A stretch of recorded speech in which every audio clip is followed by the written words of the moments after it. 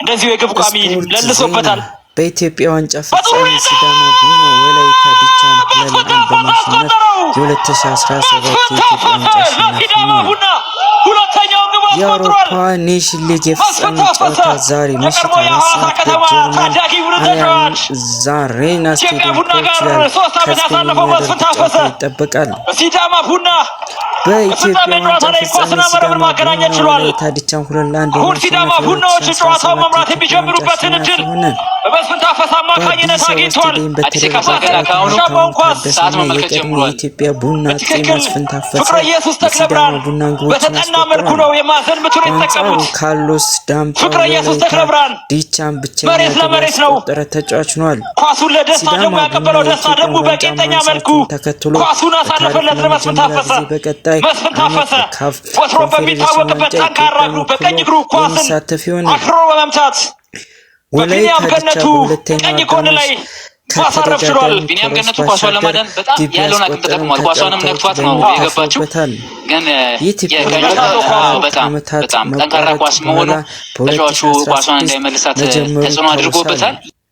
ፖርቹጋል ከስፔን የኔሽን ሊግ ተጠባቂ ፍጻሜ ጨዋታ ዛሬ ይደረጋል። የአውሮፓ ኔሽን ሊግ የፍጻሜ ጨዋታ ዛሬ ምሽት 4 ሰዓት በጀርመን አሊያንዝ አሬና ስቴዲየም ፖርቹጋል ከስፔን የሚያደርጉት ጨዋታ ይጠበቃል። የአውሮፓ የእግር ኳስ ማህበር የሚያዘጋጃቸው ውድድሮች አንዱ በሆነው የኔሽን ሊግ ውድድር መድረኩ ባለ ክብር ለመሆን ፖርቹጋል ከስፔን ተፋጧል።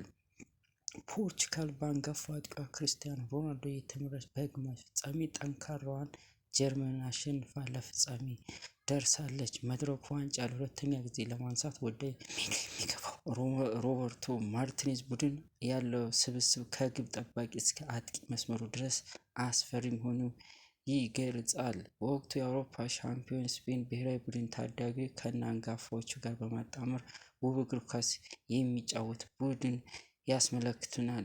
ይህ ባርሴሎና ታዳጊ ላሚን ያማል በ17 ዓመቱ የብሔራዊ ቡድን ተጽዕኖ ፈጣሪ መሆን የቻለ ሲሆን በዛሬው ጨዋታ ላይ ምን ያስመለክታል የሚለው የሚጠበቅ ጉዳይ ነው። ስፔን ፈረንሳይን በግማሽ ፍጻሜ በማሸነፍ ለዚህ ፍጻሜ ጨዋታ የበቃ ሲሆን ለሁለተኛ ጊዜ መድረኩ አሸናፊ ለመሆን ፖርቹጋል ከባድ ፉክክር ይጠብቃታል። የዛሬው ጨዋታ ላይ በስፔን በኩል ላሚን ያማል፣ ፌዴሪኮ ዊሊያምስ፣ ዳኒ ኦልሞ የሚጠበቁ ተጫዋች ሲሆኑ በፖርቹጋል የመሃል ሜዳ ተጫዋች ብሩኖ ፈርናንዴዝ፣ ቪቲኒያ ኦና፣ ጆ ኔቫስ ክርስቲያኖ ሮናልዶ ጋር በመሆን የሚያሳዩት እንቅስቃሴ ይጠበቃል።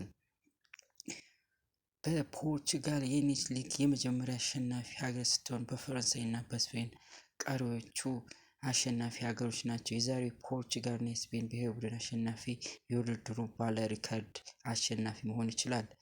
በፖርቹጋልና በስፔን አሰልጣኞች ስለ ማታው የአውሮፓ ኔሽን ሊግ የፍጻሜ ጨዋታ ምን አሉ? ይህንን እንመለከታለን። በቅድሚያም የፖርቹጋሉ አሰልጣኝ ሮበርቶ ማርቲኔዝ ለፍጻሜ ጨዋታ እቅድ እንዳላቸውና በእቅዱ መሰረት 11 ስብስብ ውጭ ያሉትም እያንዳንዱ ተጫዋቾች አስፈላጊ መሆናቸውን ገልጸው አሰልጣኙ ፍጹም ጥንቃቄ መጫወት እንዳለባቸው በማንሳት በተለይ በመልሶ ማጥቃት ከዓለም ምርጥ በሆኑት በስፔኖች ላይ ምላሽ የሚሰጡትን መንገድ ፍጹም መሆን እንዳለበት አጽንኦት ሰጥተው ተናግረዋል። ሮበርቶ ማርቲኔዝ እንደገለጹት የስፔን ኳስን የሚቆጣጠሩና በፍጥነት የሚጠበቁ ተጫዋቾች አሏቸው። ነገር ግን ለፖርቹጋል አሸናፊነት ቁልፍ የሆነው ባለን ጠንካራ ነገር ላይ ፍጹም መሆንና በነገሮች መቀየር ሀሳባችን አለመቀየር ነው ሲሉ አክለው ገልጸዋል። ይህ ስፔኑ አሰልጣኝ ሉዊስ ደላ ፉንቴ በበኩላቸው ውድድሩ በቅርብ ጊዜ ከታዩት በጣም አስቸጋሪ ውድድሮች አንዱ መሆኑን ገልጸው መድረኩ ለየት ያለ ጨዋታ ጥራት እንዲታይበትም አንስተዋል። አሰልጣኙ እንደተናገሩት በአውሮፓ ውስጥ ካሉት 5 ምርጥ ብሔራዊ ቡድኖች 4ቱ የግማሽ ፍጻሜ ጨዋታ ውስጥ የነበሩ ናቸው። እየተነጋገርን ያለነው ስለ 3ኛ የዓለም ዋንጫ አሸናፊዎችና ስለ ጨዋታ ሁለቱም ብሔራዊ ቡድኖች አሰልጣኞች ትልቅ ተጽዕኖ እና አመራር ጥበብ የሚታይበት እንደሚሆን ይጠበቃል።